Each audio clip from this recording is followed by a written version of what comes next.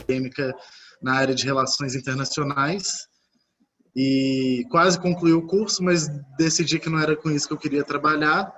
Migrei para o design, me formei em design pela UFMG e ainda durante a graduação eu comecei a trabalhar dentro da Secretaria Estadual de Ciência, Tecnologia e Ensino Superior, aqui em Minas Gerais. Foi meu primeiro contato com o universo de inovação e de startup, mas isso me manteve numa métrica aí muito agradável para mim na minha carreira, que eu fiquei basicamente um expert em trabalhar com comunicação e marketing na área de políticas públicas. Eu saí do governo do estado e assumi um cargo de assessoria da diretoria do Sebrae. Depois da diretoria do Sebrae, eu fui trabalhar na área de marketing da Associação Mineira de Municípios. Depois da Associação Mineira de Municípios, eu entrei para a Agência de Promoção e Comércio Exterior, de Promoção de Investimento e Comércio Exterior do Estado de Minas Gerais. E, por fim, eu fui trabalhar com políticas públicas na Softex, onde a gente executa programas de políticas públicas de inovação, e entre eles esse nosso querido TEC, que é uma das joias que a gente tem lá e fica muito feliz de trabalhar. Trabalhei muito desenvolvendo branding de projetos, e por branding, já não só trabalhando na parte de design, mas eu comecei a trabalhar também na parte estratégica do branding.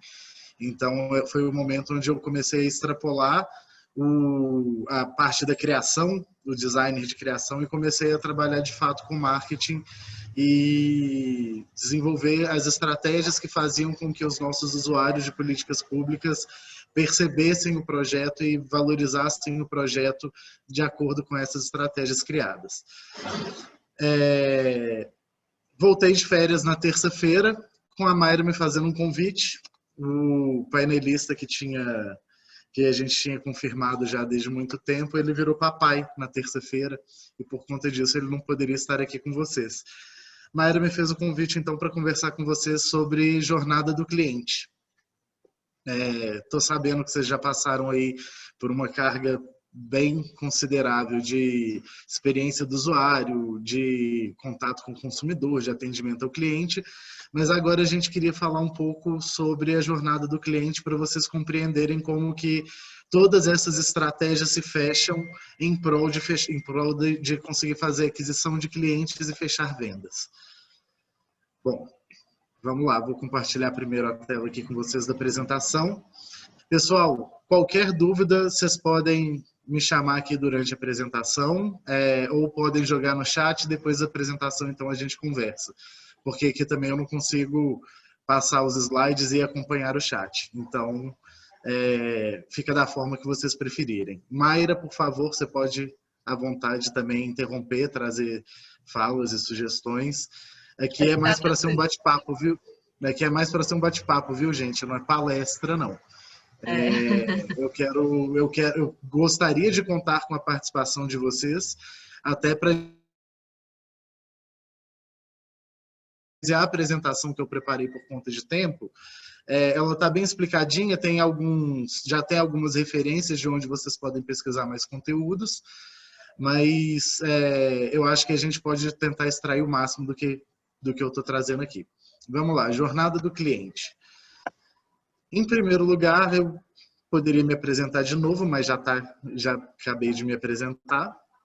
E aí a gente vai definir então qual que é o conceito da jornada do cliente, que é, de acordo com o Leandro de Abreu, é um redator freelancer da Rock Content.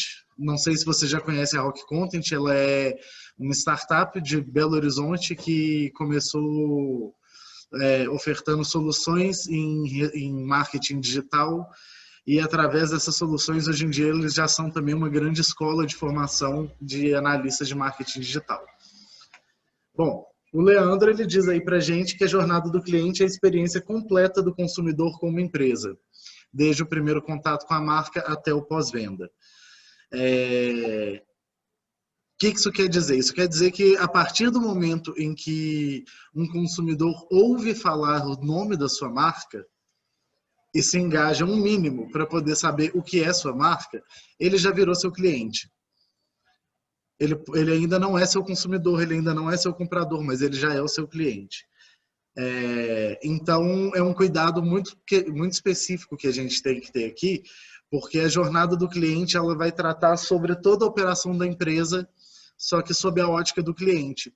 Existem várias coisas, vários processos que as soluções de vocês passam por eles que são invisíveis para o cliente, então elas são irrelevantes para compreender essa jornada.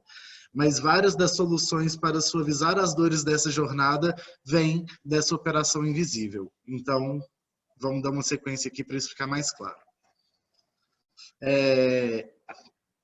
Eu gosto de trazer outras referências fora do marketing e fora do escopo de startups, assim, para a gente poder ter uma compreensão um pouco mais clara e conseguir abrir um pouco mais a mente do que é que a gente está falando.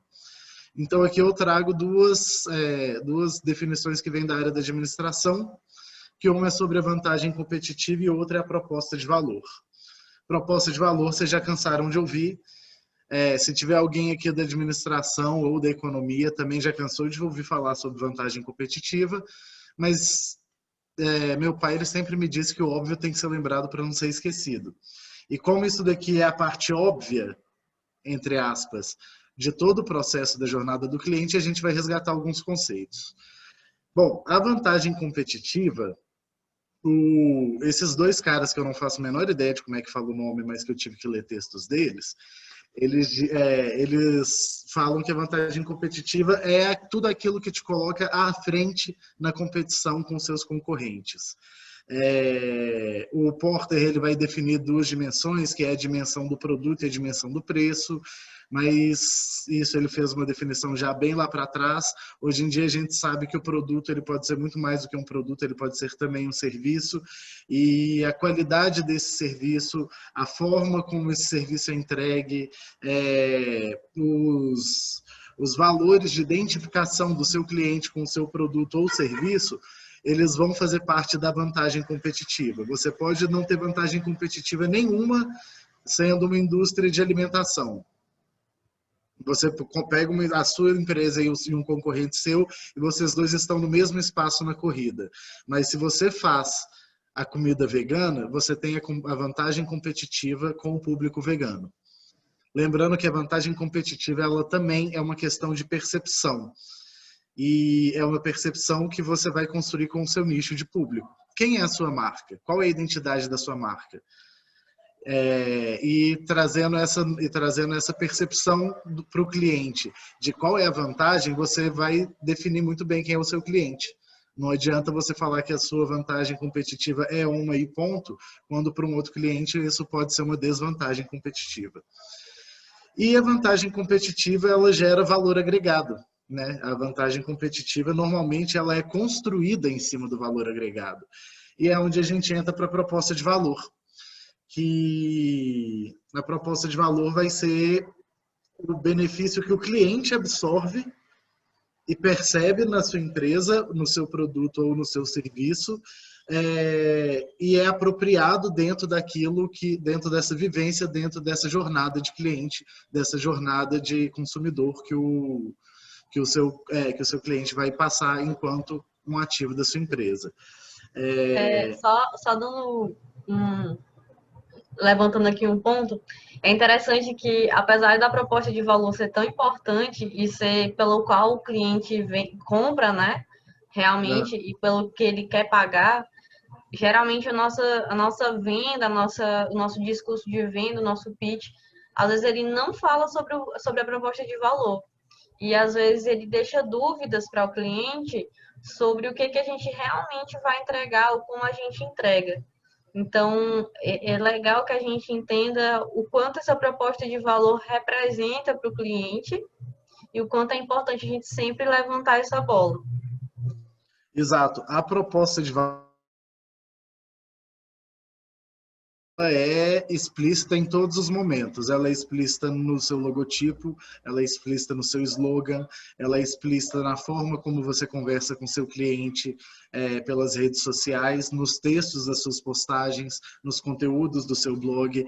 O tempo inteiro você traz a proposta de valor várias vezes mascarada de outros conteúdos, mas sempre reforçando e trazendo ali as palavras-chave que faz com que o seu cliente entre num campo semântico, que é o campo semântico da sua marca, da sua empresa.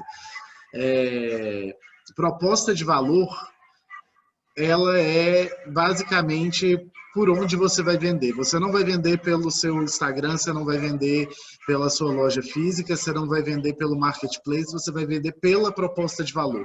É ela que vai seduzir o seu cliente. E a proposta de valor em si pode ser a sua vantagem competitiva maior.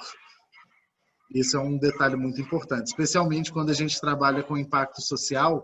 A proposta de valor, ela gera de fato um propósito de compra, um propósito de encontro. É como comprar, por exemplo, artesanato local, mesmo que você já tenha aqueles mesmos bonequinhos na sua casa, você viaja para aquela cidadezinha e compra o mesmo artesanato, porque você sabe que vai ajudar uma cooperativa e tudo mais, e presenteia os outros, porque tem esse valor. Eu não sei se vocês estão ouvindo funk, mas nesse momento tem um carro passando aqui que já até deu um ânimo a mais. Mas não tem problema, não. Mas essa vantagem é o que vai fazer a coisa... Essa proposta de valor é o que faz a vantagem competitiva se tornar um aspecto mais emocional, deixando seu cliente mais suscetível à compra. Branding, UX e Storytelling.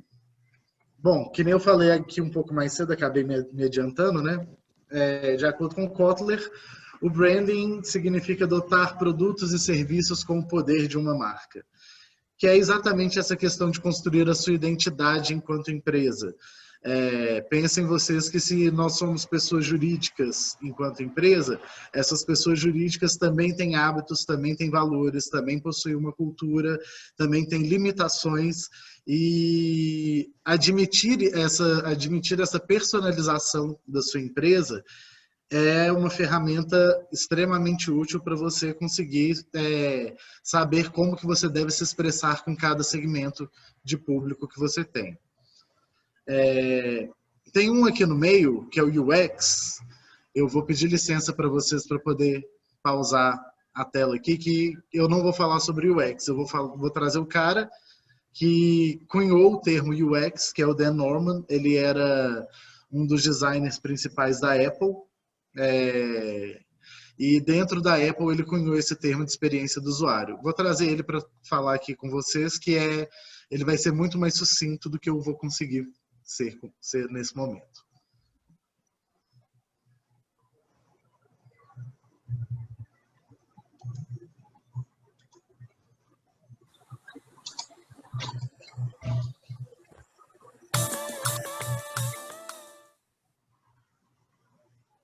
About the term UX.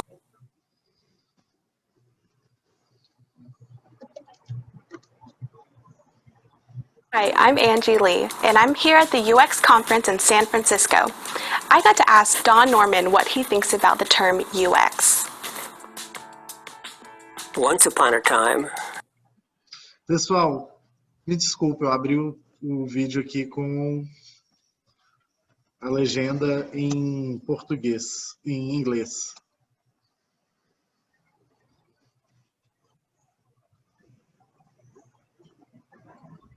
Hi, I'm Angie Lee, and I'm...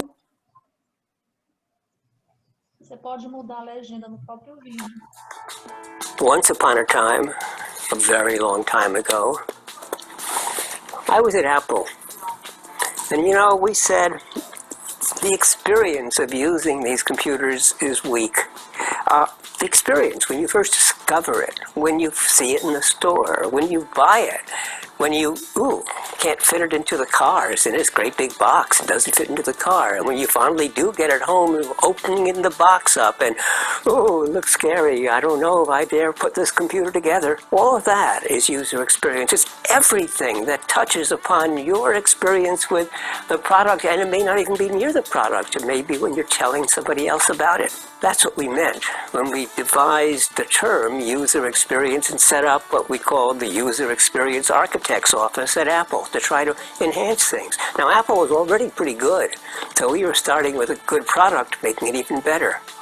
today that term has been horribly misused. It's used by people to say, I'm a user experience designer, I design websites or I design apps, and they have no clues to what they're doing, and they think the experience is that simple device, the website or the app or who knows what. No, it's everything. It's the way you experience the world, it's the way you experience your life, it's the way you experience the service. Or, yeah, an app or a computer system, but it's a system, it's everything. Got it?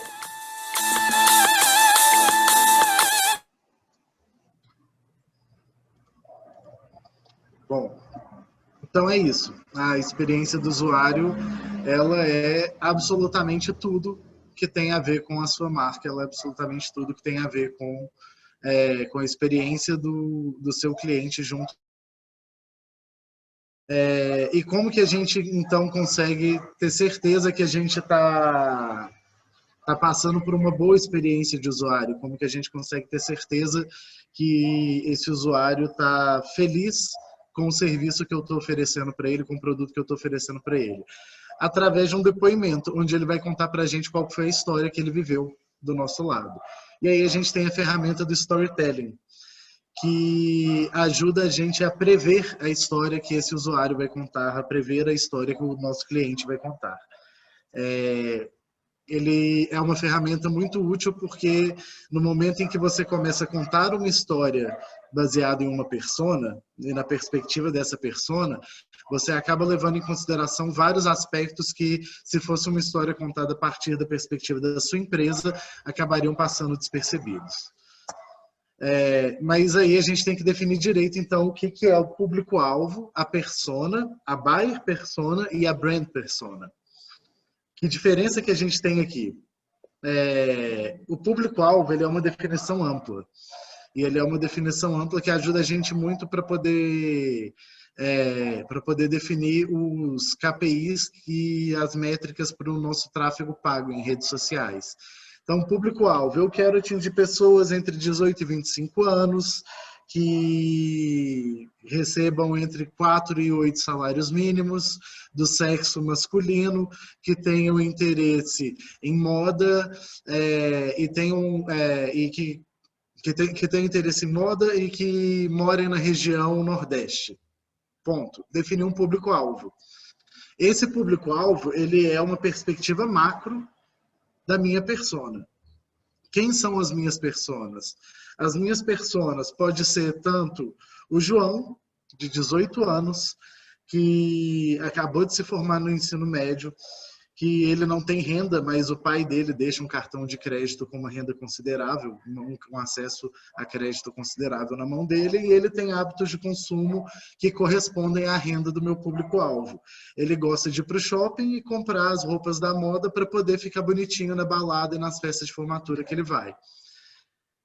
Mas tem também o José, que tem 23 anos de idade e estuda moda, está fazendo aí um estágio, faz uns bicos também, recebe a renda do público-alvo que eu estou procurando e tem hábitos de consumo que incluem o consumo do meu produto, porque afinal de contas ele é um cara que estuda moda e ele tem interesse em moda.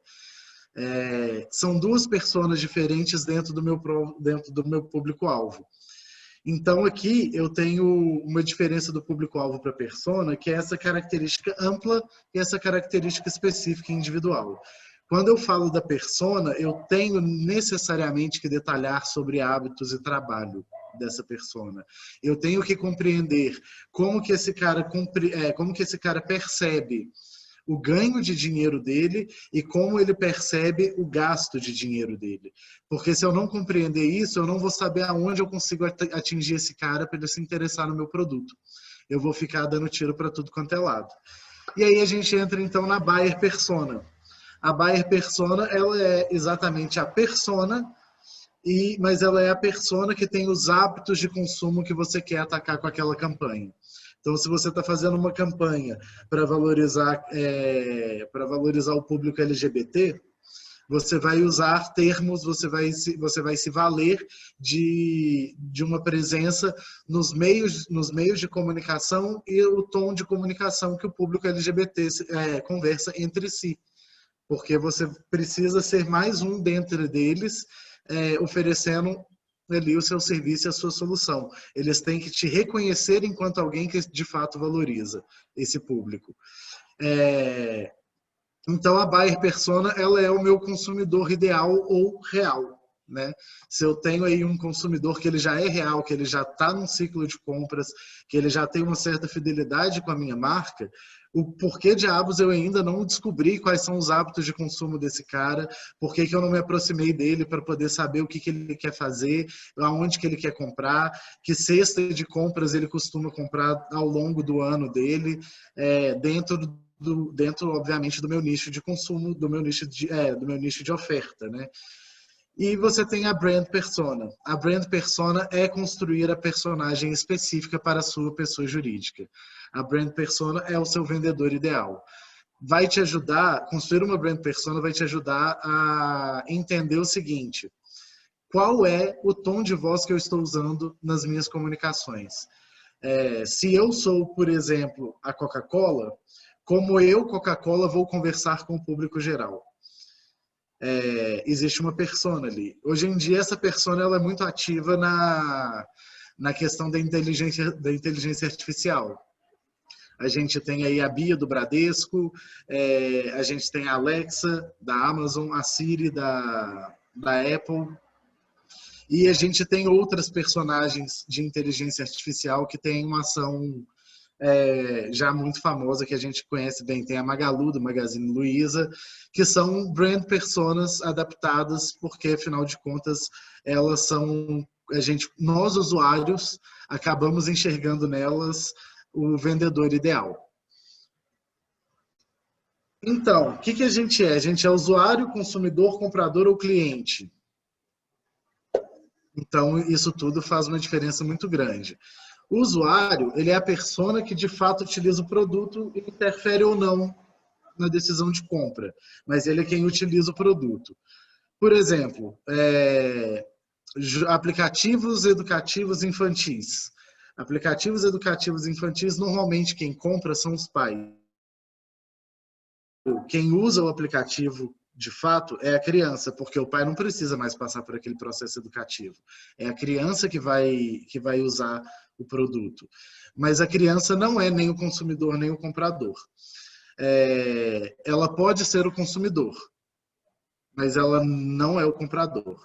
Por que ela pode ser o consumidor? Porque o pai pode não saber que existe aquele jogo, que não existe aquele aplicativo pelo qual a criança está interessada, mas a criança pede porque ela teve contato com uma das suas propagandas e se interessou por aquilo.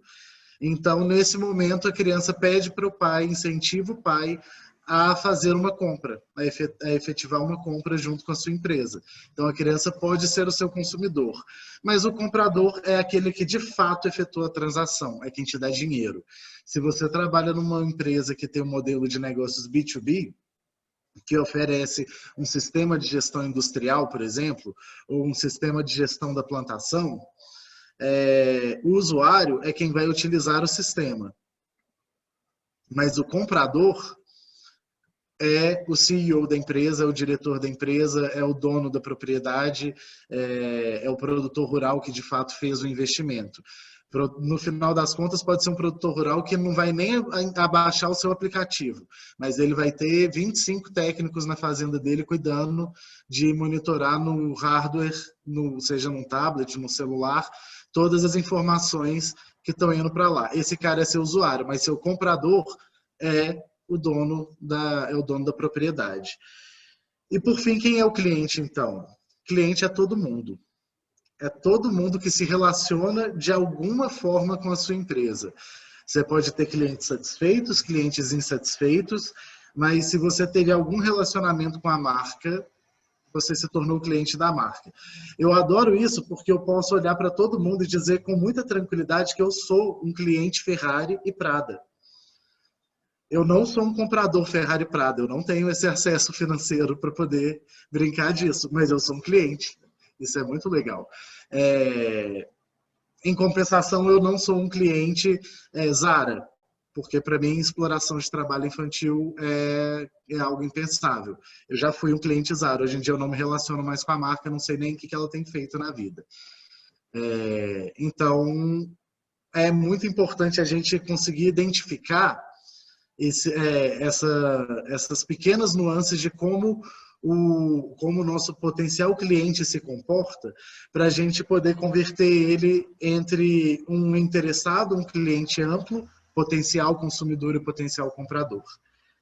E a gente vai fazer isso através da jornada do cliente, através da forma como a gente vai lidar com essa interação dos clientes com a sua marca. Aqui tem um outro conceito muito importante, desse cara que eu também não sei falar o nome do Baines, que é o conceito de Product Service System, que é o sistema de produto e serviço, que é quando produtos e serviços se mergem e você não mais oferece um produto ou um serviço, mas você oferece uma solução que pode ser uma combinação de ambos. Exemplos disso, a Michelin, há alguns anos atrás, quando ela percebeu que ela estava perdendo um público que era muito caro para ela, que era o público de empresas que tinham grandes frotas, ela estava perdendo porque a manutenção do pneu Michelin era muito mais cara. E aí ela fez um grande estudo, compreendeu qual que era a dor do cliente dela e passou a oferecer, junto com a compra dos pneus para essas empresas, que são empresas que têm um nicho de atuação muito específico, são grandes frotas, para essas empresas você comprava os pneus Michelin para a sua frota e a Michelin instalava ali na sua empresa um espaço onde ela fazia o acompanhamento do desgaste dos seus pneus e a manutenção dos seus pneus de forma gratuita. Significava que o cara gastava 1.000 pneus por mês, ele passou a gastar 800.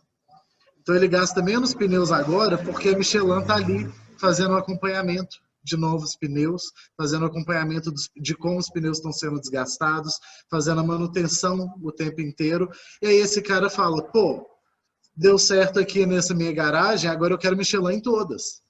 Então a Michelin não perdeu 200 pneus de venda, ela ganhou 800 vezes quantas outras garagens o cara tivesse do mesmo tamanho. E esse cara ainda virou para o concorrente dele e falou, estou ganhando dinheiro agora porque eu economizei no pneu com um novo serviço da Michelin. O cara não compra o pneu da Michelin porque ele é um pneu da Michelin. O pneu da Michelin ele é comoditizado. Você pode comprar um Michelin, você pode comprar um Firestone, você pode comprar outros, e aí a vantagem competitiva vai estar em um canto ou em outro. Aonde a Michelin entrou com vantagem competitiva? Exatamente no processo de oferecer para grandes frotas o acompanhamento da vida útil do pneu. E com isso ela saiu em disparada no mercado, as ações dela cresceram e tudo mais. Como que a gente traz isso para a nossa realidade? Especialmente as startups que mexem com hardware, elas quase que necessariamente oferecem um PSS. Porque o hardware sozinho, a menos que ele seja um hardware de altíssima automação e vai resolver tudo sozinho, o cara comprou o hardware e deixou ele ali instalado e esqueceu disso, o hardware fomenta um outro software que oferece informações e que o cliente precisa navegar. Então, são serviços adicionais que aquele hardware presta, além de simplesmente ser um hardware. E então a gente vai para uma parte um pouco mais da jornada do cliente, que é, de fato, o inbound marketing, que é o marketing de atração. Aqui é onde tudo começa, aqui é onde a gente começa a pensar como que essa jornada, de fato, vai ser construída, já que a gente já compreendeu vários aspectos da interação do cliente com a nossa empresa. O inbound marketing, esse marketing de atração, ele trabalha muito com a estratégia de marketing de conteúdo, e ele é um marketing que usa os lead magnets, os imãs de lead. O que é esse imã de lead? Esse imã de lead é algum conteúdo, é algo que faça com que o seu cliente, que não sabia que ele estava interessado no seu produto, descubra o seu produto. Isso tudo é permitido por conta do marketing digital. Vamos trabalhar isso um pouco mais agora, porque agora a gente vai entrar de fato, então, nas etapas da jornada do cliente. E aqui eu vou vou passar por essas etapas da jornada do cliente, já pela ótica do inbound marketing, que é esse marketing de atração.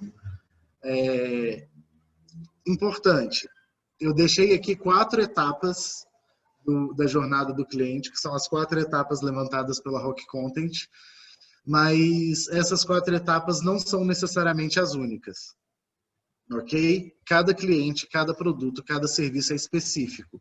Pode ser que ao longo da construção da jornada do seu cliente, você descubra que você precisa de uma etapa a mais, ou que você pode condensar 2 dessas etapas em uma só, que você tem bons resultados. Mas normalmente a gente trabalha com essas 4, porque essas 4 elas fecham um ciclo de design thinking de divergente e convergente. Então, com isso aqui a gente consegue já compreender como que é o processo emocional da compra e como que a gente consegue guiar o nosso usuário para esse processo de compra. Bom, a primeira é a aprendizagem e descoberta. A parte de aprendizagem e descoberta, ela é uma parte muito ampla, em que o cliente não sabe que ele precisa da sua empresa. Vamos supor aqui, o cara resolveu que ele vai fazer uma horta. A pandemia chegou, ele ficou um tempão de home office, ele não aguenta mais só faxinar a casa, ele não aguenta mais lavar a louça, ele não aguenta mais fazer nada disso, e aí ele decidiu que a casa precisa de uma carinha nova, que ele não aguenta mais sair 3 vezes por semana para ir no sacolão, vou fazer minha horta. É nóis, filho. Então tá, ele vai pegar, abrir o Google e perguntar: como construir uma horta em casa? Nesse momento, se você trabalha com fertilizante, se você trabalha com inseticida, se você trabalha com potinhos de plantas, vasos de plantas, se você trabalha com a própria venda de muda das plantas, você tem aí, todas essas 4 empresas têm um cliente em potencial e elas podem deixar conteúdos na internet que dizem assim: saiba como fazer sua horta em casa. E aí o cara vai clicar naquele conteúdo. Esse conteúdo pode ser um post, pode ser um vídeo, pode ser um infográfico, pode ser uma sequência de posts, pode ser uma sequência de stories no Instagram. Podem ser várias coisas. Mas esses formatos todos vão trazer o quê? Vão trazer aquele imã. Que na hora que o cara falou, cansei, quero ter uma horta, ele vai pesquisar e vai saber que ele consegue produzir uma horta pelo seu conteúdo. Só que você vai chegar e vai ensinar para ele como que ele produz a horta inteira? É claro que não. Até porque se ele chegar no meio do seu post, no meio do seu vídeo e descobrir que ele não está afim de ter tanto trabalho, ele não vai dar sequência. O spam de atenção da gente hoje em dia, ser humano hoje em dia, especialmente na frente da tela, ele tem um spam de atenção menor do que de um peixinho dourado. O peixinho dourado tem um spam de atenção de 9 segundos, o ser humano tem um spam de 7. E a cada ano que passa, a gente vem identificando que esse spam de atenção diminui cada vez mais. Então, assim, você pôs o cara ali para poder assistir seu vídeo. Se ele passar dos 15 segundos, a chance dele chegar nos 2 minutos é muito maior. Mas é se ele passar dos 15 segundos. Então, você não vai colocar um vídeo de 1 hora explicando para ele como que ele faz a horta do início ao fim. Você coloca um primeiro vídeo, testa ali se o cara tem uma boa recepção àquele conteúdo, se aquilo é realmente interessante para ele, e você deixa um gancho a mais. Como ter sua horta em casa? Você vai precisar de terra, adubo, sementes, não sei o que, não sei o que. Pronto, você falou isso para o cara nesse primeiro contato. E o cara falou, tá bom, é um material que eu dou conta de comprar, é algo que eu tô afim. Então agora eu quero dar sequência. E aí? Tenho isso, o que eu faço? Já está ali o outro vídeo notificado. Saiba como preparar a terra no vaso para receber as sementes. O cara então começa já a considerar a solução dele. Ele já sabe que ele tem um vaso, ele já sabe como preparar a terra e agora ele precisa de sementes. Mas onde que eu vou conseguir sementes? Aí Nesse é o momento onde ele entra na consideração da solução. Por quê? Porque o cara ficou de fato interessado, ele decidiu, a partir dali, a partir dessa nova leva de informações educativas e didáticas, isso é um detalhe muito importante. Aprendizado, descoberta e consideração da solução não são momentos da jornada do cliente em que você vai falar da sua marca ou do seu produto. São momentos da jornada do seu cliente que você vai falar com o seu cliente da dor que você responde. Na sua proposta de valor, você educa o seu cliente a perceber a sua vantagem competitiva e traz o seu cliente para muito perto de você, de forma com que na hora que ele terminou de considerar a solução e falar o seguinte, vou tomar uma decisão de compra, ele já está basicamente decidido a comprar o seu produto. Então, se aqui eu ensinei para ele o básico de como fazer uma horta em casa, e aqui eu ensinei para ele a parte mais avançada da melhor forma de se fazer uma horta em casa, chegou o momento, então, em que ele tomou uma decisão do curso de ação, e que você fala, então, se você quer as melhores sementes, você consegue comprar pela nossa startup, que distribui sementes para cultivo orgânico. Simão, me diz uma coisa. Essas duas outras etapas que você estava falando aí, elas se encaixam na ideia de isca? Eu tenho visto que alguns sites, algumas empresas, elas começaram a desenvolver um tipo de parte no próprio site do negócio, né, que vende o produto, elas começaram a colocar alguns conteúdos gratuitos, como se fosse uma isca, né? E inclusive até no Instagram, alguns Instagrams de algumas pessoas que se dizem especialistas em algumas coisas, elas começam a botar um material gratuito e faz um tipo de isca informativa, no qual você ganha conhecimento, ganha informação, mas você deixa seus dados para contato, para que a equipe comece a ter você como radar, né? Isso aí... Mayra, é exatamente isso. É exatamente isso. Tanto que eu deixei aqui no Inbound Marketing o IMAzinho, que são o imã atraindo seus usuários, né? É o que a gente chama de lead magnet. São essas iscas que a gente deixa porque a pessoa não necessariamente abre o navegador para fazer uma pesquisa, é interessada em fazer uma compra. Às vezes ela simplesmente está ali na casa dela e fala o seguinte, nossa, mas como será? Por exemplo, eu não estou mais em Brasília, o que é uma felicidade, a Mayra sabe, para mim. É uma cidade extremamente seca e em alguns momentos eu cheguei a me perguntar, gente, eu estou aqui com um depurador de água do meu lado, eu tenho um umidificador de água ligado, como será que eu consigo fazer para poder melhorar ainda mais a qualidade do ar que eu estou respirando, porque eu estava tendo problemas sérios respiratórios em Brasília. Aí a gente põe a culpa em Brasília e não no cigarro que a gente fuma, mas enfim. Abre o computador e pesquisa como melhorar a umidade do ar do quarto.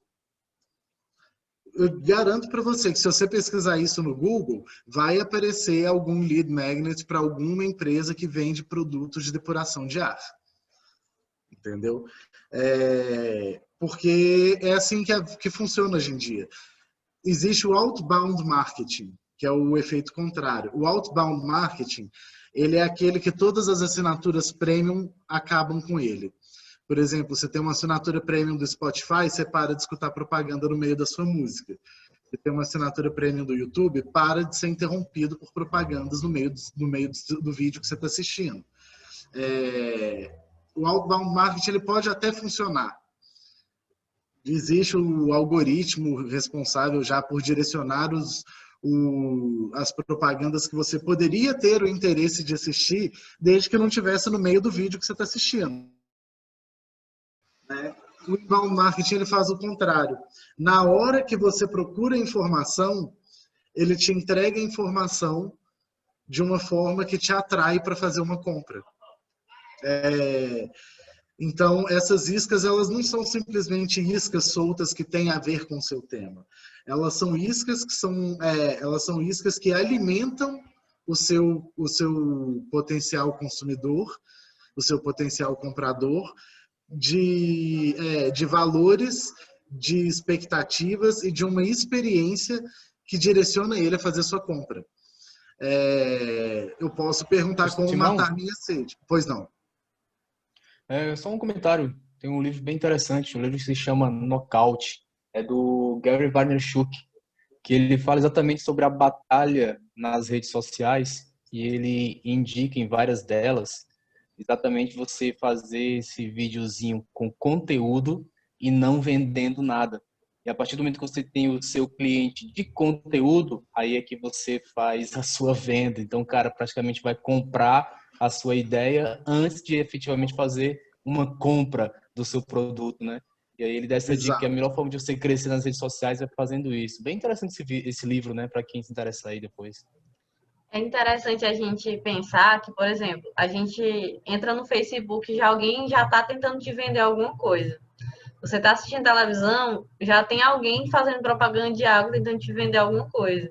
Você entra no Instagram, vez ou outra aparece. Você olha o YouTube, tem propaganda. Então, nós usuários de internet, já estamos super sobrecarregados com aquela ideia de venda e você já tem uma resposta negativa. Então, às vezes pode ser até uma coisa que você tem interesse, mas porque você já está tão sobrecarregado de compre, veja, não sei o quê, anúncio, promoções, aquele monte de promoções enganosas e tal, você já fica com uma resposta de se proteger, né? Então, por exemplo, imagina que o InovaBee, que trabalha com abelhas, e tem pessoas especialistas nessa área, começa a gerar um conteúdo interessante para melhoria do cuidado do cultivo, para que alguns apicultores comecem a ter mais noção de quando devem realmente tirar o mel, como cuidar da abelha, como deixar o ar mais úmido ali dentro. Isso já vai conquistar um pouquinho mais o cliente, e aí ele vai entender que vocês realmente estão cuidando e estão preocupados com a qualidade da vida da abelha e da produção do mel dele. Então, já seria um diferencial a mais na hora de você realizar aquela venda, né? E ainda seria um atrativo, né? Porque eles iam conhecer o que a gente está querendo propor a eles, né? Então, é uma forma de interação que é bem legal mesmo. Então, eu queria pegar o gancho aqui. Isso, na verdade, na minha opinião, e na opinião de alguns outros pessoas da área de marketing, o maior ganho, na verdade. A gente com essa venda muito em fator daquele momento chave onde você fecha e efetua a transação comercial. Mas a verdade é que você começa a vender no momento em que o cara vê lá a chamadinha do seu vídeo, a chamadinha do seu post. Como tratar melhor, como preparar o apiário para receber abelhas saudáveis. Como descontaminar um apiário que foi contaminado por fungos. Esse tipo de informação que você vai nutrindo porque você tem esse conhecimento, pode parecer que não, mas o cara já tá te comprando ali. Porque a partir do momento em que ele está lendo aquele conteúdo até o final, ele já comprou a sua autoridade sobre o assunto, ele já comprou a proposta de valor que você está fazendo, então ele já reconhece a sua marca como algo que pode ofertar uma possível solução para ele. Às vezes ele ainda nem sabe, ele só clicou, começou a ler o texto e nem procurou ler quem é que está informando aquilo. Essa ideia de especialista vende bastante, né? Você passar essa ideia de ser autoridade no assunto, um especialista, isso faz com que a pessoa acabe confiando mais na marca e no preço que você vai botar ali, né? Exato, exato. E quando você ainda direciona o seu público com informações educativas, e entenda, gente, informações educativas nas quais você e para perceber a sua vantagem competitiva, não significa fazer fake news, pelo amor de Deus. O negócio é o seguinte, se você está falando para o cara que você precisa aumentar a quantidade de oxigênio que circula entre as grades do apiário, tenha garantia de que é isso que tem que ser feito, porque, afinal de contas, se o cara fizer e der ruim, ele vai falar para todo mundo, não compre nada dessa empresa, esse povo fala mentira. Aqui a gente está, de fato, educando, a gente está falando de ciência, a gente está falando de tudo aquilo que vocês compreendem do ecossistema da solução de vocês e que direciona o cara a, mas agora como é que eu faço esse ponto específico? Como que eu resolvo esse problema especificamente? E aí é o momento em que você entra com a sua solução. Então você traz primeiro informações mais amplas para um cara que está ali começando a gerar um interesse, começando a demonstrar algum interesse. Esse cara vai entrar, vai fazer uma pesquisa rápida ali, depois ele vai ter interesse em aprofundar, então ele vai procurar outros posts, outros conteúdos. Quanto mais você tiver conteúdos que direcionem esse cara, que direcionam essa pessoa durante a jornada, por conteúdos que vão criando interesse nele dentro da sua esfera de oferta de valor, melhor, porque você traz o cara cada vez mais perto da sua compra. E aí você chega então no momento de decisão de compra. É quando o cara já entendeu tudo aquilo, ele já sabe que ele precisa investir em uma solução, e então ele resolveu que ele vai tomar o curso de ação de efetuar a compra.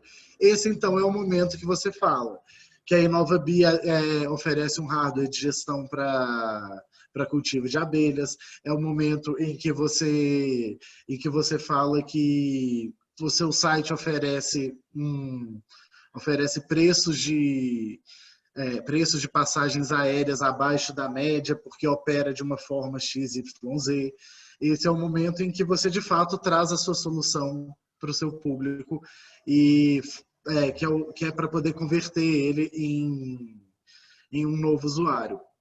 Quem teve uma campanha maravilhosa de aquisição de clientes e que fez uma conversão, que não é uma conversão em que necessariamente o usuário põe o dinheiro, gasta o dinheiro com os serviços, com os produtos ofertados, foi o Nubank.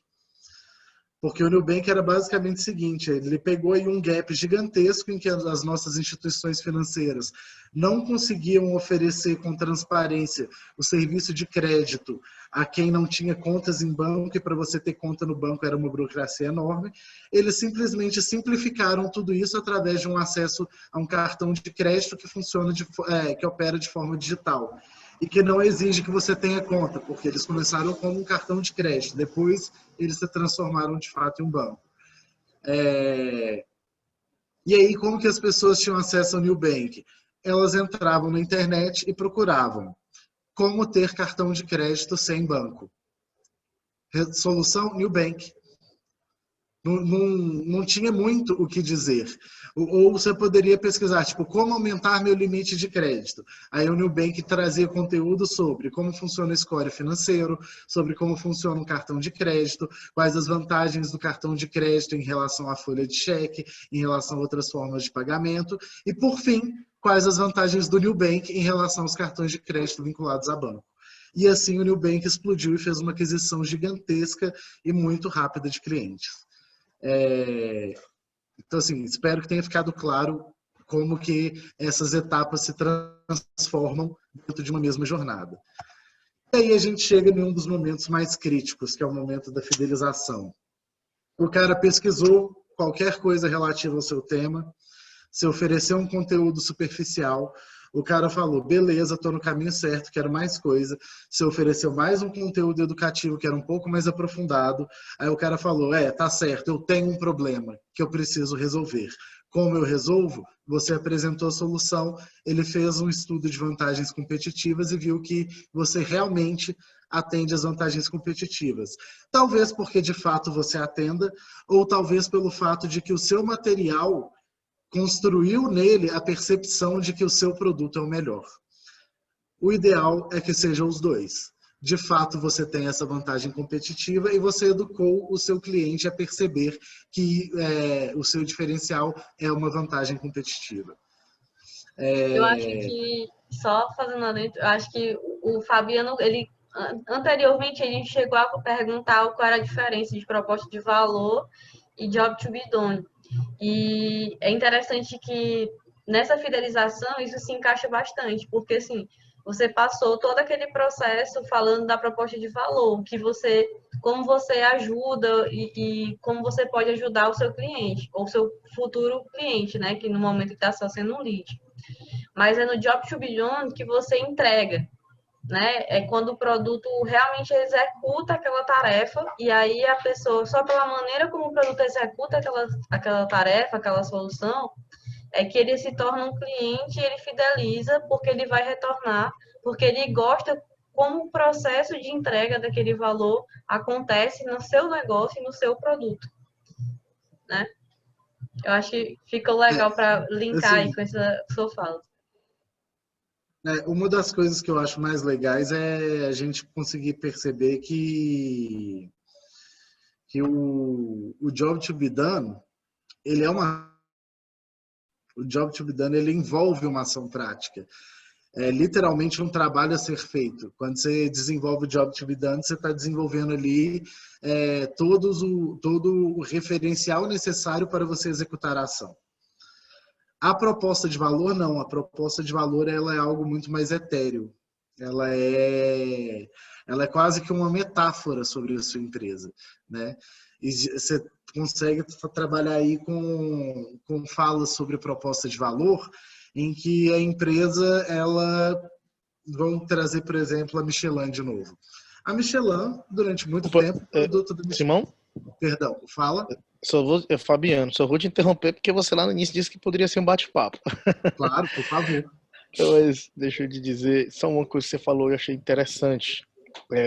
Eu posso ver, e eu também via mais ou menos essa pequena diferença, mas é do que você falou aí. Mas algumas vezes a gente fica conversando e se mistura o que é o proposta de valor e job to be done. Mas a proposta de valor seria algo mais abstrato, intuitivo. Exato. E o job to be done mais prático, assertivo. Seria isso? Mais técnico?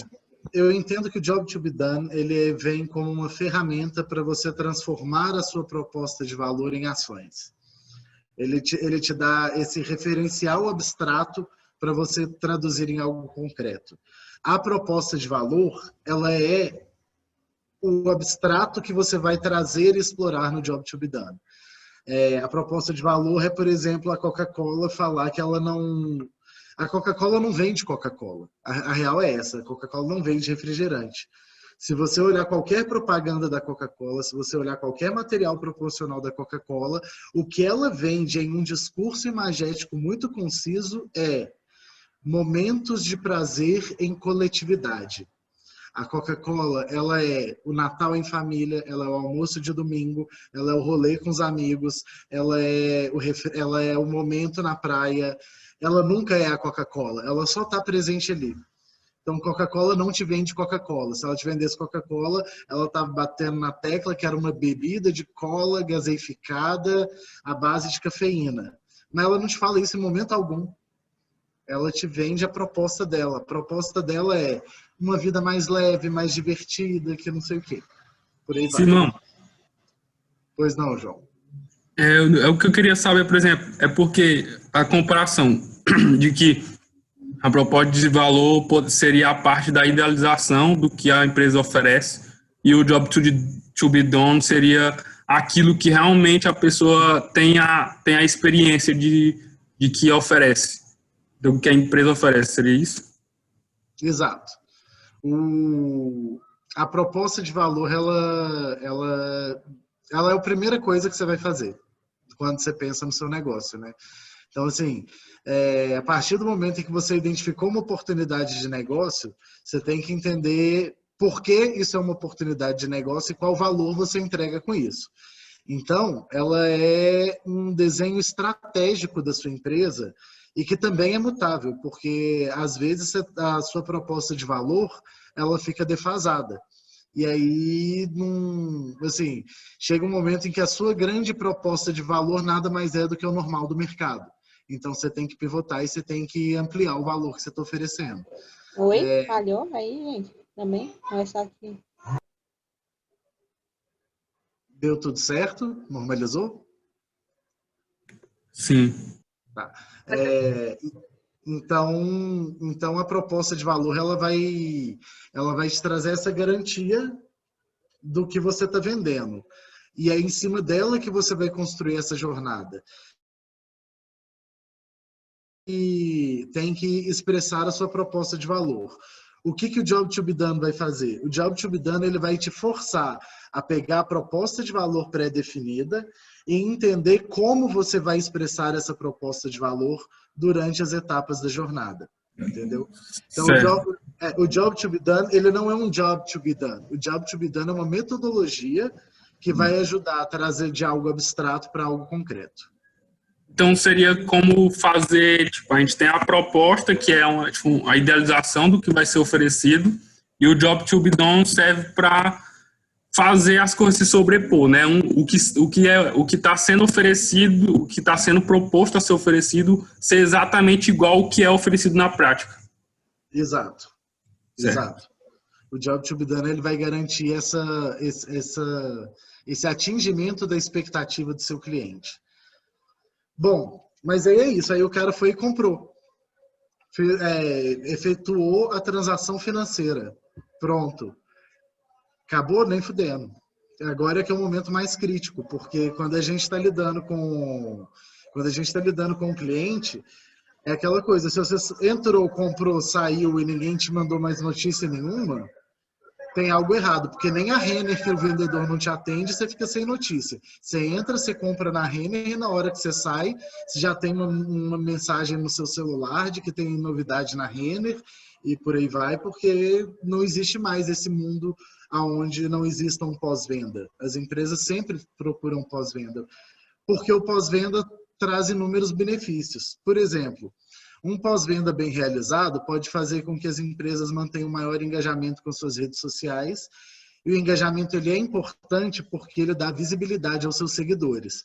Se o cara estava rolando o feed, viu uma propaganda sua, achou bonito o seu feed, achou legal a proposta de conteúdo que você traz e começou a te seguir, no momento em que ele se torna seu comprador, a chance dele ter mais engajamento ainda é maior. E quanto mais ele e outros compradores engajarem, maior a chance de quem está te seguindo ter acesso àquele conteúdo.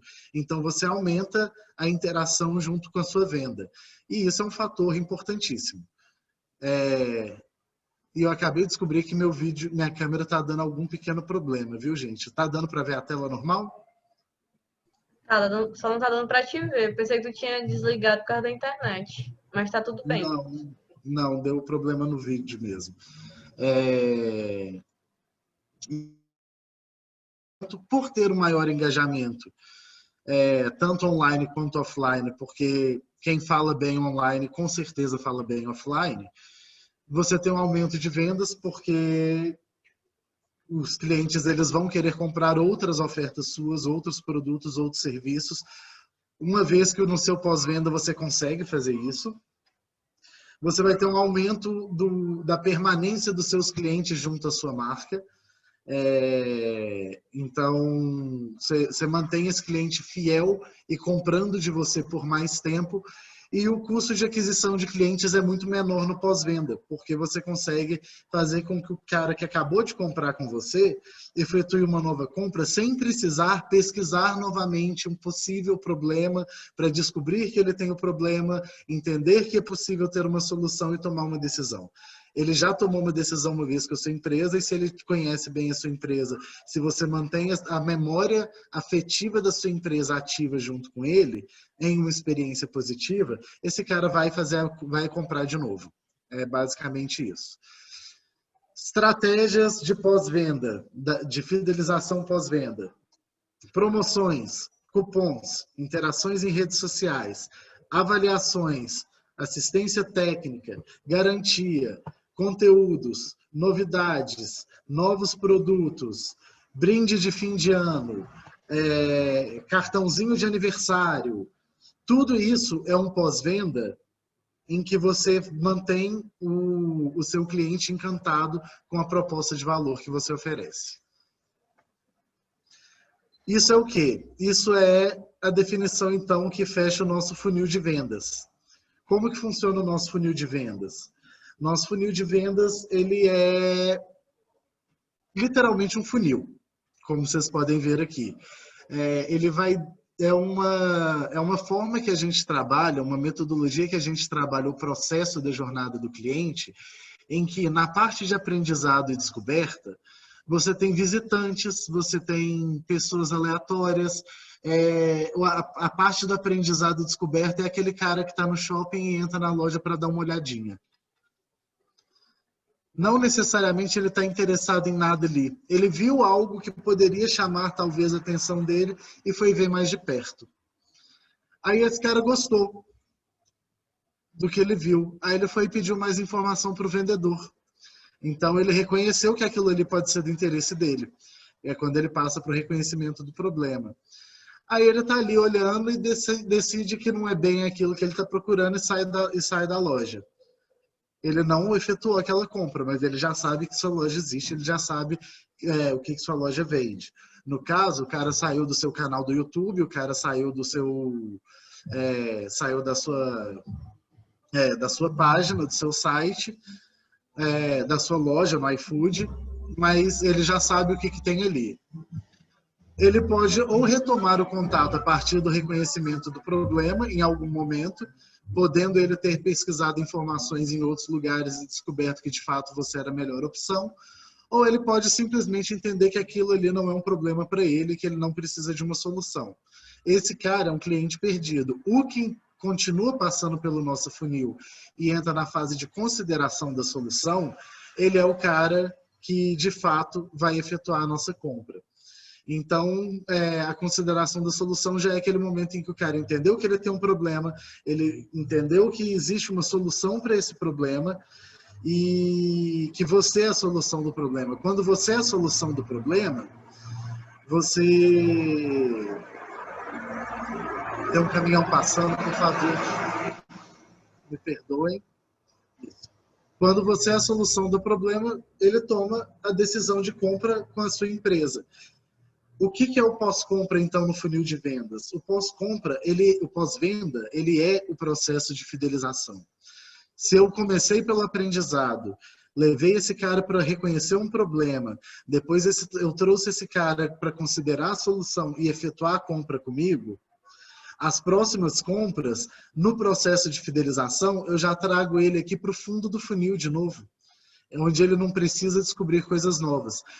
Todo o processo de aprendizagem dele com a sua marca já foi o suficiente. Agora você fica só tentando nutrir esse cara para ele voltar de consideração da solução para tomar uma decisão de compra. Consideração da solução, tomar uma decisão de compra. Porque você não precisa mais repetir todo o processo. Seu custo de aquisição foi muito menor a partir do momento em que esse cliente saiu da decisão de compra para reefetuar uma compra com a sua empresa, do que se você tiver o tempo inteiro que ter novos clientes que passam por um processo grande, onde eles passam no topo do funil, vão para o meio do funil, para chegar então no fundo do funil. O pós-venda, ele é importantíssimo, ele é imprescindível. Não existe hoje nenhuma empresa, por maior que ela seja, por maior que seja o poder de marca dela, que conseguiria manter a sua operação funcionando com todos os seus leads entrando no topo do funil para sair no fundo. É interessante a gente fazer um exercício até de visualizar. Por exemplo, a Netflix, ela consegue ter valor no mercado porque o usuário usa uma vez e ele continua assinando e retornando a pagar, né? Tem clubes de vinho, a Amazon. Então, imagina só, se a pessoa compra uma vez, usa um mês e depois ela não volta a pagar, essa empresa faz. Vai chegar um ponto que ela já explorou todo o público-alvo dela, né? Então, é super interessante a gente ter sempre essa noção de funil de vendas, entendendo que o retorno do cliente é o que vai fazer o negócio crescer, né? Se bem que essa área de...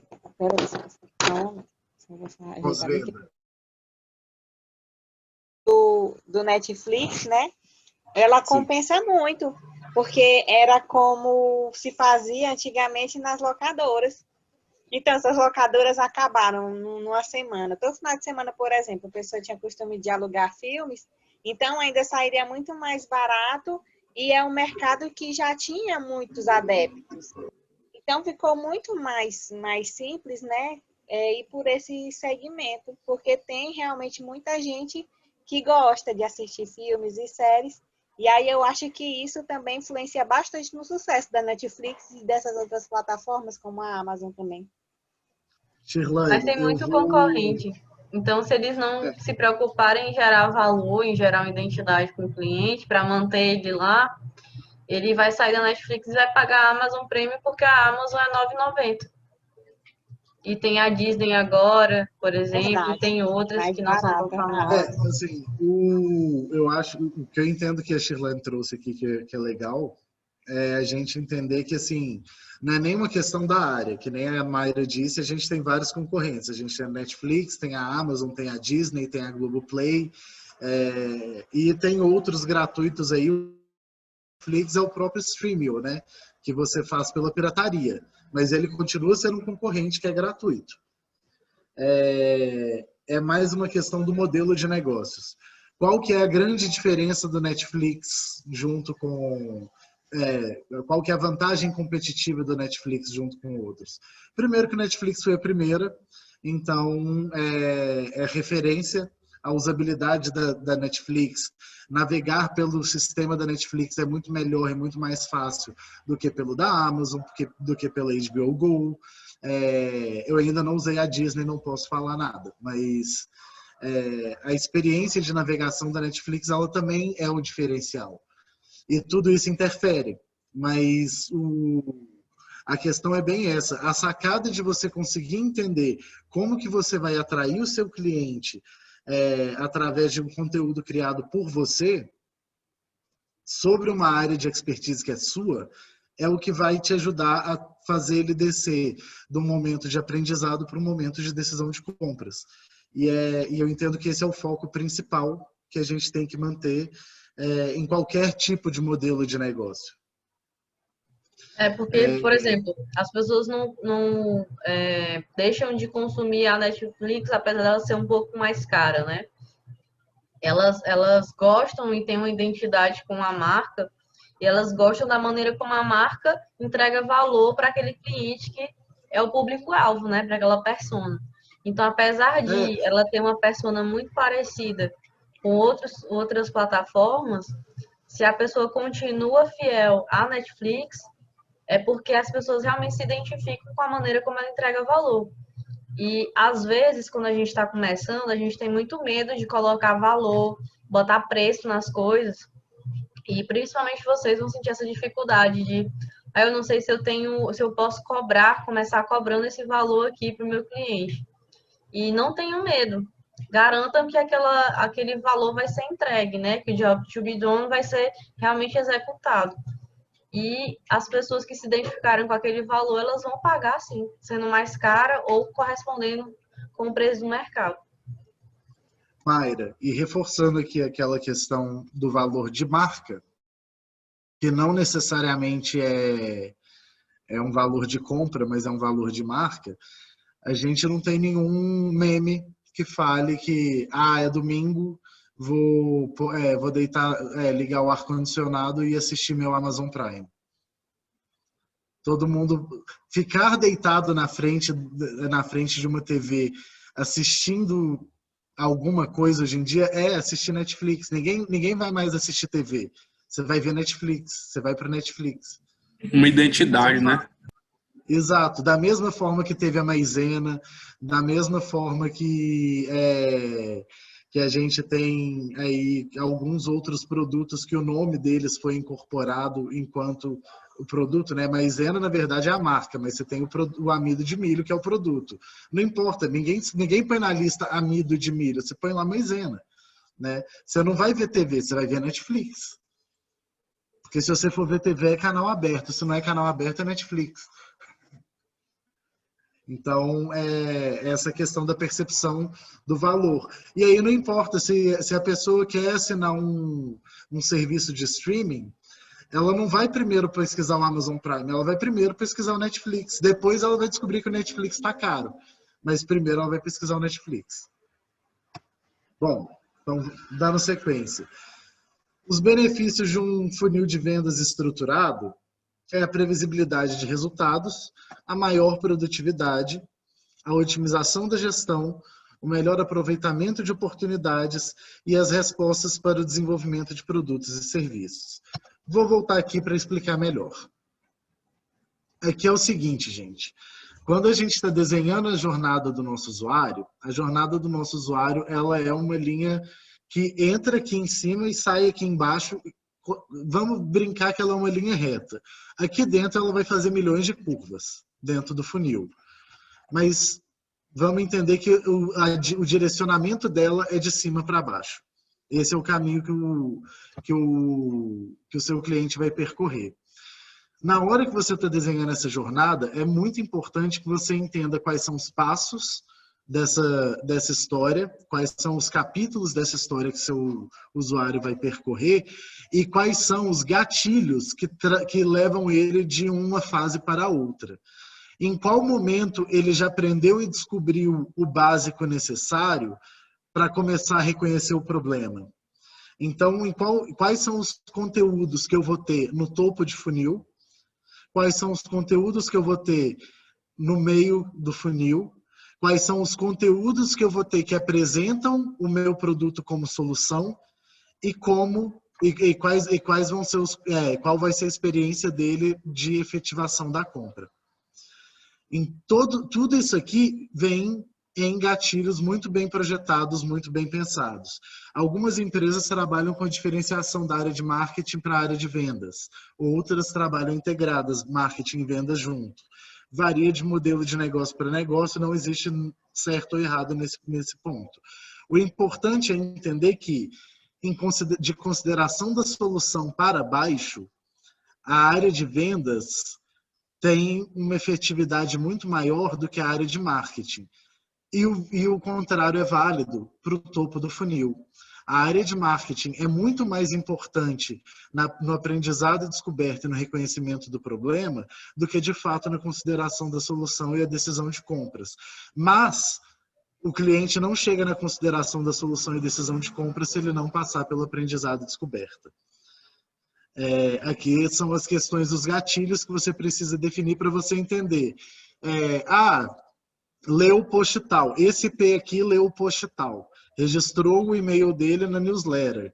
Registrou o e-mail dele na newsletter, atingiu o gatilho para passar para reconhecimento do problema. Recebeu o e-mail do e-book e baixou o e-book. Gatilho para consideração da solução. Ele baixou o e-book, no final do e-book está lá. Saiba como a nossa empresa resolve esse problema. Aí o cara clica no link do e-book e vem a apresentação do seu produto ou do seu serviço. Beleza, a partir dali é isso que eu quero, botãozinho de compra, fechou o carrinho, efetuou a compra. Quais são os gatilhos? E isso vai variar de experiência para experiência. Eu não posso falar para você que os gatilhos são esses. Você vai ter que fazer, construir conteúdo, testar. Às vezes você vai achar que o seu conteúdo de topo de funil está o suficiente, vai descobrir que não, que ele ainda está muito raso, que ele não está sendo interessante o suficiente para o seu público, o layout dele não está legal, o pessoal não está querendo ler porque está feio. Tudo isso você tem que levar em consideração na hora de disponibilizar seu conteúdo. Mas disponibilizem. Ainda que seja um MVP de conteúdo, a experiência do seu usuário frente ao seu MVP vai te dar informações suficientes sobre como construir o seu produto. Então, no momento em que você desenha a jornada do seu cliente, considerando um funil de vendas no processo de compra, e definindo muito claramente que métricas que eu estou usando, quantos seguidores novos eu tenho, quantos downloads do material foram feitos, quantos cardápios de soluções foram baixados e quantas compras foram efetivadas, isso daí você pode destrinchar em várias outras métricas. Essas métricas elas ganham melhor performance à medida do momento que você acompanha como estão cada etapa do processo. E no final das contas, tudo isso te dá feedbacks para entender os caminhos que o seu produto, o seu serviço e a sua proposta de valor devem caminhar para continuarem coerentes com a vida do seu cliente. Então, a gente tem algumas ferramentas aqui, já estou chegando nos finalmente, viu, pessoal? Por exemplo, o mapa de empatia, que o mapa de empatia ele é importante antes do processo de estruturação da jornada. Ele vem logo em seguida ao momento em que você define qual é a sua proposta de valor. Se você definiu a sua proposta de valor, através do mapa de empatia, você vai conseguir entender também quem é o seu público-alvo, a sua persona.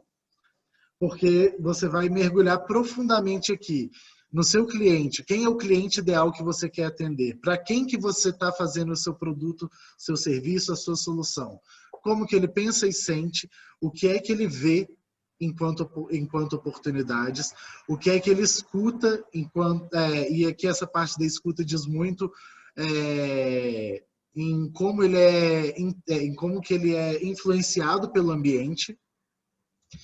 E o que ele fala e faz, que é diferente do que ele pensa e sente. Aqui a gente tem dois opostos. O que ele vê é a forma como ele percebe o mundo, e o que ele escuta a forma como o mundo influencia nele. O que ele pensa e sente é aquilo que conta para ele em âmbito individual. O que ele fala e faz é como ele se expressa em público, que não necessariamente é o que ele pensa e sente, porque a gente está o tempo inteiro representando papéis diferentes. Então, às vezes, enquanto pensa e sente, ele jamais vai ser um usuário da sua empresa. Mas enquanto que ele fala e faz, o chefe dele diz que é essa plataforma que ele vai usar. Então, ele vai usar. Porque não foi ele que tomou a decisão desse uso. Se eu percebo que o meu usuário está insatisfeito com o que ele fala e faz porque não é coerente com o que ele pensa e sente, eu vou descobrir isso através da jornada dele. Eu não vou descobrir isso porque ele vai chegar e falar, aqui eu queria dar um toque para você. Não, ele simplesmente não vai ser seu consumidor. E aqui a gente também observa quais são os medos, as frustrações, os obstáculos e os ganhos, desejos, necessidades, forma de medir sucesso. O que é importante a gente fazer essa noção de fraquezas e ganhos? Porque quando você entende quais são as fraquezas, os ganhos, e entende todo esse mapa de empatia, você consegue entender como o seu usuário quer passar pela experiência do seu serviço, e não como você quer que o seu usuário passe. Não adianta você querer, você tem que fazer aquilo que o seu usuário quer. A jornada do cliente, ela é a operação da sua empresa com foco no cliente. É como o cliente enxerga a operação da sua empresa. É super controlável. Não vou falar que é fácil, mas é controlável. E é importante que você entenda isso o tempo inteiro. Quando você pensa a jornada do cliente, você não está pensando na sua operação enquanto empresa. Você está pensando na percepção da sua operação enquanto cliente. E tem o mapa de emoções. O mapa de emoções, ele funciona da seguinte forma. Eu tenho aqui as minhas fases: descoberta, pesquisa, conversão e pós-venda. São as fases que foram usadas nessa jornada especificamente, um pouquinho diferente das que eu trouxe para vocês, mas que nem eu disse, não tem uma receita de bolo específica. E aqui eu tenho 3 usuários, que é a Tereza, o Jim e a Kylie. A Tereza, ela é uma viajante a negócios, o Jim, ele é um aposentado recente, e a Kylie é uma estudante do ensino médio. Aqui eu tenho os canais os pontos de contato com o meu cliente. Se vocês lembram lá do UX, na experiência de usuário em que a gente vai definir quais são os canais que a gente vai trazer conteúdo, que a gente vai interagir, quais são os pontos de contato, em que momento você de fato traz uma informação para o seu cliente. E aqui é a análise das emoções e de como foi a jornada.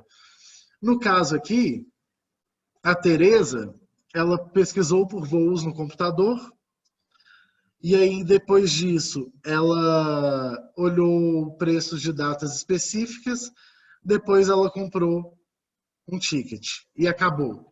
Essa foi a experiência dela, fria, direta, objetiva. Tereza entrou e saiu da sua empresa com uma solução para o problema dela, nada mais que isso. Você tem o Jim, que é o quadradinho cinza. O Jim, primeiro, ele descobriu que era possível viajar internacionalmente por conta de algum post ou de alguma informação. Aí ele viu que tinha preços específicos para datas específicas, foi comparar com outro site e descobriu que a experiência com você era péssima, o outro site era mais barato. Aí depois ele foi tentar pedir ajuda para escolher um voo. Conseguiu ajuda, comprou o voo, adicionou itens extras, deu um feedback sobre a satisfação dele e recebeu então materiais promocionais em pós-venda. Ele só teve um momento positivo, que foi o material promocional pós-venda. Todo o resto da experiência dele foi encaixado por pontos negativos ou neutros. Então, se eu tenho um ponto negativo aqui, que eu estou com preços pouco competitivos, como que eu posso atuar em prol de minimizar esse efeito negativo no meu cliente? Eu posso oferecer um preço menos competitivo, mas eu posso oferecer mais conforto na viagem. Meu preço é menos competitivo porque todas as minhas passagens são de assentos premium, por exemplo. E aí a gente tem a Kylie, que é estudante colegial, que começou, a primeira coisa que ela fez, viral. 19 anos, né, gente? Devia estar ali focado o tempo inteiro no celular e resolveu que estava, e descobriu, assim, enquanto estava passando propaganda do Instagram. Aí ela clicou, foi levada para o site, lá no celular dela. Do site no celular, ela olhou os preços, aí ela comparou os preços, aí ela olhou outras alternativas, aí ela tentou pedir ajuda, foi um desastre, mas na hora que ela comprou foi uma experiência positiva. E aí ela terminou o processo de compra dela com experiências neutras. Por que a compra dela foi uma experiência positiva para ela? Porque repara que a compra foi uma experiência positiva para a Kylie, mas ela foi uma experiência neutra para a Tereza e para o Jim. Enquanto isso, a comparação de preços para a Kylie foi uma experiência neutra e para o Jim foi negativa. São 3 personas diferentes participando da mesma experiência de compras através de roteiros diferentes e tendo impactos positivos ou negativos no processo emocional deles durante esse processo de forma diferente também. Então, é por isso que é muito importante a gente entender quais são as personas, quem são as nossas buyer persona, e entender quais são os usuários que vão navegar por cada parte da nossa oferta e da nossa proposta de valor. Porque na hora que a gente mapeia e que a gente consegue acompanhar a experiência do usuário dessa forma, identificando pontos positivos e pontos negativos, trazendo benchmarking dos pontos positivos para toda a experiência e trazendo as lições aprendidas dos pontos negativos para toda a experiência, a gente consegue, então, construir uma jornada do consumidor que traz muito mais sucesso e que fecha muito mais vendas com os leads do que uma jornada 100% neutra ou no qual as experiências negativas são superiores. Exemplo de experiência negativa. Você chega no médico é ótimo para trazer experiência de usuário, porque 90% das vezes é uma experiência traumática para qualquer um. Você chegou no médico, o médico estava marcado 2h30 da tarde, você chegou às 2h25. Se 2h30 o médico não te chama, ele está atrasado. Se 2h35 o médico não te chama, ele está atrasado. A gente está acostumado. Normalmente, meia hora de espera no consultório médico para além do horário marcado é normal. Mas não, isso é uma experiência ruim, porque quando o médico te atende às 2h30, você sai de lá e aí alguém te pergunta: e aí, como foi a consulta? Foi ótimo. A primeira coisa que você fala: fui atendido na hora. Vantagem competitiva do médico, gente. O cara que ele é quase que Deus dentro de todas as profissões, porque é para quem a gente entrega a nossa saúde. Vantagem competitiva do médico é atender o cliente no horário, que não deveria ser, em qualquer outro tipo de serviço, é inadmissível meia hora de espera, menos com o médico. Pontos negativos e pontos positivos. Então, assim, são diferentes experiências, e essas experiências são sempre em um ponto de vista individual. Tem gente que pode ter gostado do papo, tem gente que pode ter achado que eu falei demais, tem gente que entrou e falou foi o suficiente. Mas assim, acontece e eu posso tentar me organizar para evitar pontos que eu sei que eu vou trazer, que eu entro em conflitos. Alguns exemplos que eu sei que não vão ser bem recebidos pelo meu público. Mas eu só vou saber disso a partir do momento em que eu interagir e conhecer o meu público em um nível não apenas macro, mas em um nível individual, que eu consegui ter uma percepção de, desde, por exemplo, galera que está aí do InovaBee que trabalha com abelhas, você vai trabalhar com apicultor, mas muito mais do que saber que o cara trabalha com apicultura, é saber que o cara que trabalha com apicultura mora em Teresina ou ele mora na área rural, é saber que se ele acorda às 5 horas da manhã ou se ele acorda às 8 horas da manhã, em qual horário ele está olhando o Instagram, que vai ser um horário diferente do horário que o filho dele vai estar olhando o Instagram. Essas nuances comportamentais e de hábito, elas parecem muito difíceis de se conseguir, mas é o tipo de coisa que a gente consegue no relacionamento com qualquer um. Eu tenho uma amiga que ela é chefe de cozinha e que ela estava querendo construir um cardápio para começar a trabalhar vendendo cardápios online. E ela não sabia exatamente como seria um cardápio fácil de vender. Então ela fez um daqueles testes no BuzzFeed. O quão fresco para a comida você é? Assinale todas as opções que você não comeria de jeito nenhum. Essa menina, em 2 semanas, ela teve mais de 25 mil respostas, onde ela conseguiu mapear muito bem os produtos que ela não deveria colocar no cardápio, que não teria saída. Através de um teste no BuzzFeed, onde você tinha que preencher o seu e-mail para responder o quiz. São as formas mais variadas possíveis que a gente tem de mapear as emoções e de mapear os interesses dos nossos clientes. Um pouco de criatividade, um pouco de brincadeira na internet ajuda a gente a enxergar tudo isso. É isso aí. Alguma dúvida? Que jornada, hein? Não, foi muito bom. Parabéns. Muito obrigado. Arrasou muito, Simão. Eu acho que a gente, ao longo da conversa, a gente conseguiu entrar em vários pontos, né? Levantamos algumas bolas importantes e acho que a gente até conseguiu esclarecer alguns tópicos. Pode ser que o pessoal venha a ter mais dúvidas quando forem fazer as atividades de mapeamento. Mas a ideia do conteúdo de hoje era realmente que a gente pudesse entender que sempre tem uma jornada e que às vezes pode parecer muita coisa ou muito detalhe, mas como vocês estão ainda ou precisando que uma peça do dispositivo chegue ou que o programador termine de fazer o desenho do código lá, a base do programa, a gente tem certo tempo que a gente pode dedicar para não deixar o negócio parar, mas podemos nos dedicar a compreender cada vez mais como a gente vai fazer essa isca, ter esse relacionamento com o cliente, fazer essa conquista, né, para se colocar como um bom competidor no lugar e entender como é que a gente vai manter esse funil de vendas e essa atração. Então, a ideia que a gente trouxe esses conteúdos para vocês é mais para que vocês não parem. Vocês não parem de pensar no cliente. Nosso maior objetivo aqui é que vocês cheguem ali final de fevereiro, início de março, já estejam com sua listinha boa sendo testada e já começam a monetizar. Então, o Simão teve uma missão aí, foi tempo curto, né Simão, para montar essa apresentação, mas ficou muito legal, acho que a gente conseguiu falar de uma maneira bem extensa sobre todas as etapas. E Mayra, só queria te agradecer por ter topado esse desafio aí para estar falando aqui hoje com a gente. imagino, o prazer foi todo meu.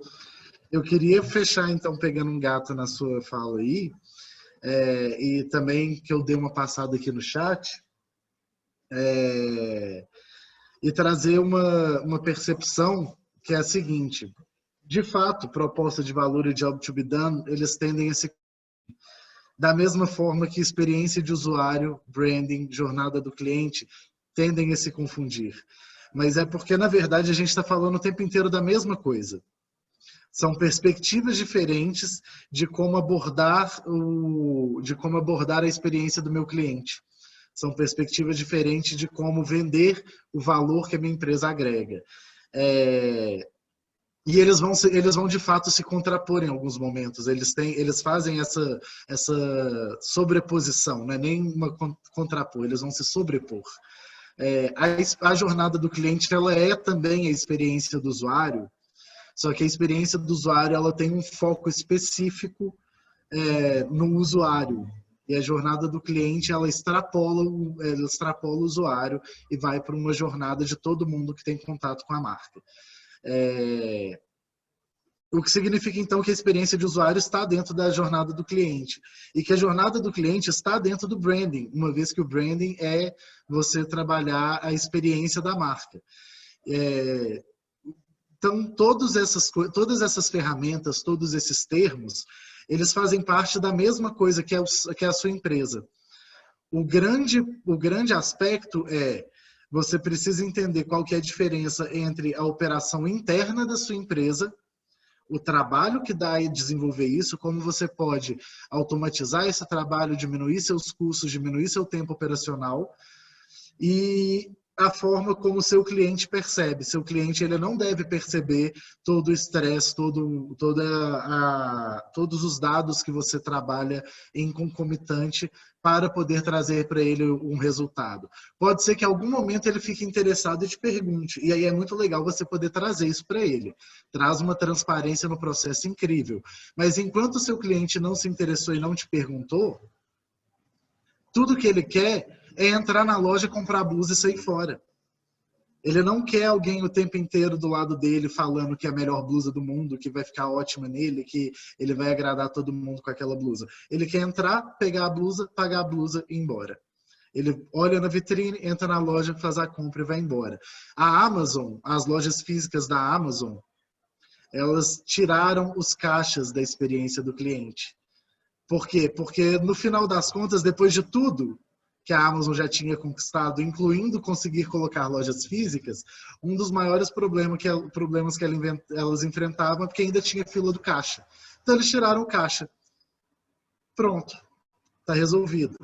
Mesmo no ambiente offline, a experiência do cliente, ela vem com dores, ela vem com inúmeras sensações. A dica que eu dou aqui é, na hora que você for pensar a experiência do seu cliente, tenta pensar como se ela fosse funcionar de um formato offline. O cliente vai ter que entrar na sua lojinha e passar por todo o processo do funil de vendas. Como que você vai colocar o seu cliente dentro da lojinha, como que você vai fazer o processo de venda para o cliente, na hora que ele vê seu produto, ele fala, é isso que eu quero comprar. Depois que você fizer isso, abstrai isso para estratégias digitais, que é muito mais fácil.